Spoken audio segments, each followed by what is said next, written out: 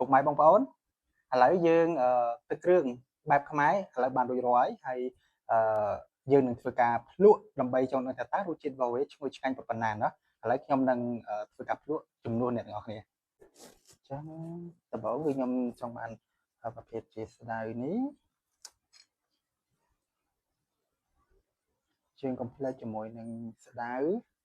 អ្នកទាំងអស់គ្នាអាចអ្នកដែលគាត់ចេះញ៉ាំស្ដៅគឺស្ដៅគឺរសជាតិល្វីងបន្តិចតែបើសិនជាយើងមិនដាក់ស្ដៅឥ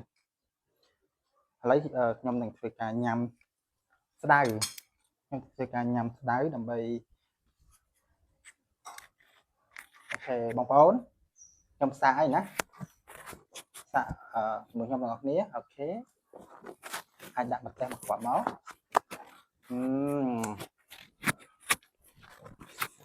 ជ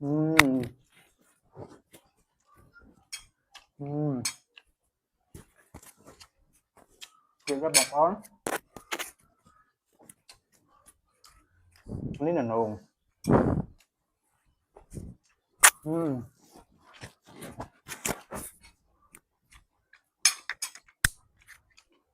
អានោះនេះយើងអាចញ៉ាំលក្ខណៈសក់វាឲ្យយើង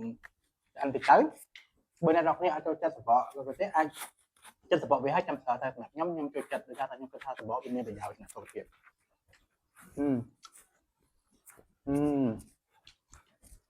ហើយសម្រាប់ទឹកគ្រឿង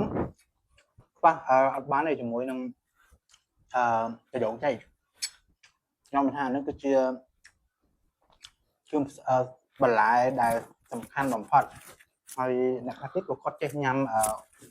សាឡាដខ្ញុំមិនថាយើងអាចនឹងសាកជាមួយនឹងសាឡាដយើងយកស្ករពីយ៉ាងណាហើយទៅវិធីញ៉ាំរបស់ខ្មែរយើងមានច្រើនបែបច្រើនសំខាន់មែនទែនហើយដើម្បីយើងទទួលបាននូវរសជាតិក៏នៅខុសគ្នាក្នុងការញ៉ាំដៃហើយញ៉ាំសាច់ទៀតក៏ឲ្យទៅរសជាតិម្ហូបរបស់យើងក៏មានការផ្លាស់ប្ដូរដែរខ្ញុំមិនថាយើងដាក់យ៉ាងណាហើយយើង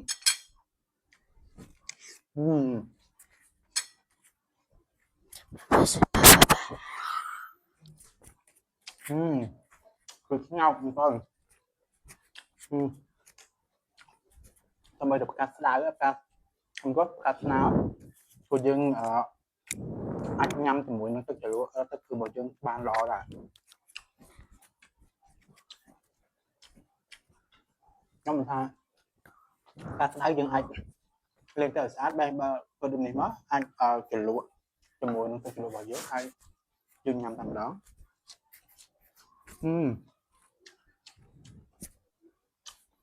ហើយតែគួរក៏ជាលបោមួយដែរអត់បានដែរឆ្ងាញ់ណាស់ស្រួយហើយចង់ផ្អែមយើងយកតែគួរណាដែលវាផ្សេងហើយថ្មីដែលគេទៅបេះមកពីចំការអញ្ចឹងណាបេះពីដើមហើយយើងយកមកផ្សេងហើយយើងធ្វើកាត់ញ៉ាំទៅបន្តិចទៅ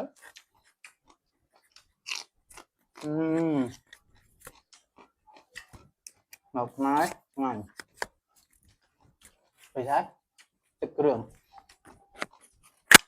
ងយើងជាប្រភេទម្ហូបអញ្ចឹងដែលយើងថាតែចាស់បុរាណថាគាត់ញ៉ាំជាមួយនឹងបន្លែស្រស់មានថាលបាយហើយថាលបាយច្រើនមុខវាមួយបែបពីសម្លកកូរក៏ជាសម្លមួយដែលយើងមានថាបន្លែច្រើនមែនទែនក្នុងការដែលយើងដាក់ក្នុងការស្លសម្លកកូរហើយបន្លែសម្រាប់ទឹកគ្រឿងនេះគឺជាសម្លមួយដែលឆ្ងាញ់មែនទែនសម្រាប់ខ្ញុំគឺខ្ញុំពិតជាចូលចិត្តខ្លាំងហើយសម្រាប់គ្រួសារខ្ញុំក៏គាត់ឧស្សាហ៍ធ្វើវាដែរមិនថាវាអត់រសជាតិរបស់វាបែបខ្មែរហើយសំខាន់បំផុតគឺក្លិនប្រហុកដាក់បាយមកទៅណា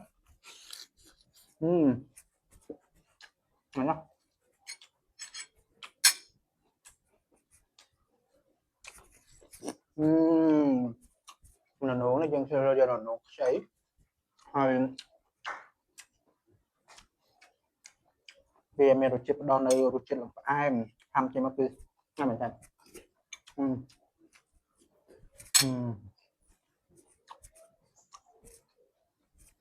ហើយ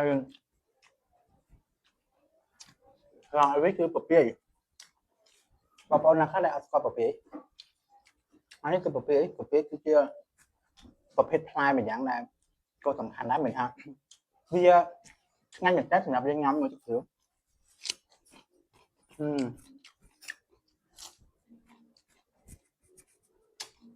ហើយសម្រាប់ទឹកក្តៅញ៉ាំចូលចិត្តណាបងប្អូនគាត់ថាវាមានរសជាតិល្វីងមែនប៉ុន្តែសម្រាប់ស្ដៅគឺត្រូវខ្លាំងជាមួយនឹងញ៉ាំជាមួយនឹងទឹកគ្រឿងបើមិនជាអត់ស្ដៅក៏អត់ឆ្ងាញ់ដែរខ្ញុំថាសម្រាប់ស្ដៅគឺខ្ញុំបេះ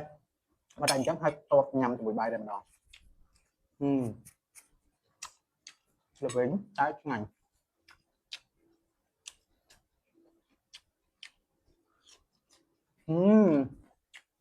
ថ្ងៃនេះបងប្អូន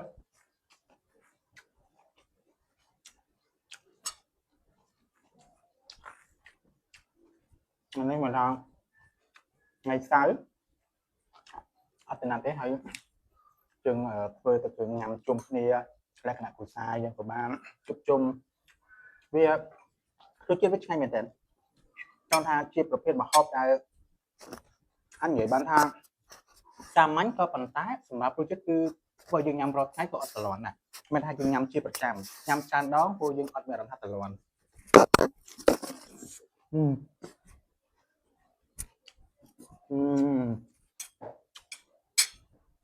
យើងឥឡូវដាក់ចិត្តបងប្អូន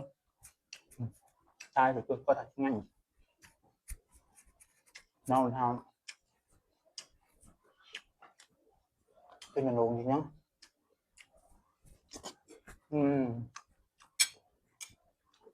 ទុនថៃហើយផ្អែមហើយលោកនេះអាចសាប់បាន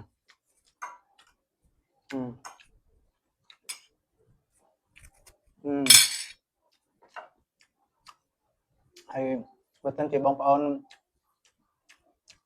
ខ្ញុំជឿថាសម្រាប់សម្លទឹកគ្រឿង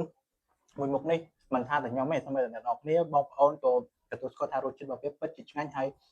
បាត់ញ៉ាំហើយគឺយើងបំភ្លេចវាអត់បានទេថ្ងៃណាដែលយើងទៅឆ្ងាយដូចជាទៅក្រៅប្រទេសអីដែលយើងពិបាកក្នុងការរកគ្រឿងក្នុងការធ្វើណាមានអារម្មណ៍ថាបើយើងនឹកចង់នៅរសជាតិនៅទឹកគ្រឿងហ្នឹង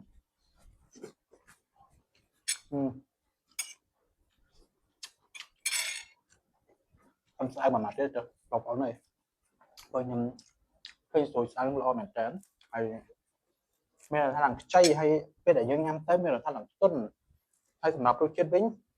ល្វីងក៏ប៉ុន្តែយើងញ៉ាំហើយមានអារម្មណ៍ថាវាផ្អែមចង់មាត់ខ្ញុំមិនថាយើងញ៉ាំហើយបើសម្រាប់អ្នកដែលចេះញ៉ាំគឺឆ្ងាញ់មែនតើហើយសម្រាប់អ្នកដែលគាត់អត់ចេះញ៉ាំទេអាចសាករៀនបាននិយាយទៅវាមានប្រយោជន៍អាចថាវាជាល្វីងក៏ប៉ុន្តែយើងញ៉ាំហើយវាត្រជាក់ដល់សាច់យើងទៀត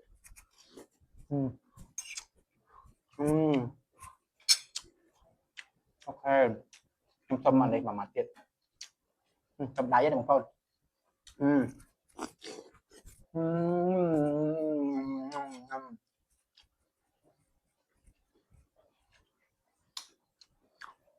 ហើយ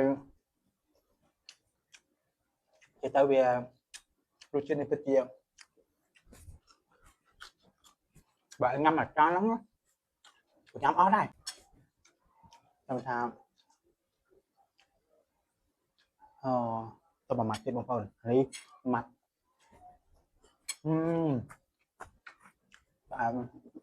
ឆ្ងាញ់មែនតើមិនថាកន្លទឹកគ្រឿងយើងរសជាតិឆ្ងាញ់ហើយបន្ថែមរសជាតិនងដែលយើងញ៉ាំឲ្យទន់ផ្អែមហើយបង្កើនអារសជាតិស្លយើងហ្នឹងទឹកស្លយើងកាន់តែឆ្ងាញ់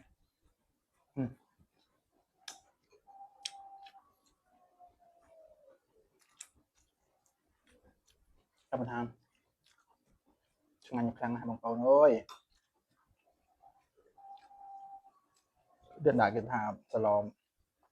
ទឹកគ្រឿងបែបអ្នកសុកសេមិនមកគាត់ថាចុះតែសម្រាប់ខ្ញុំគឺរសជាតិនេះគឺឆ្ងាញ់ហើយអាចថាបំភ្លេចអត់បានទេ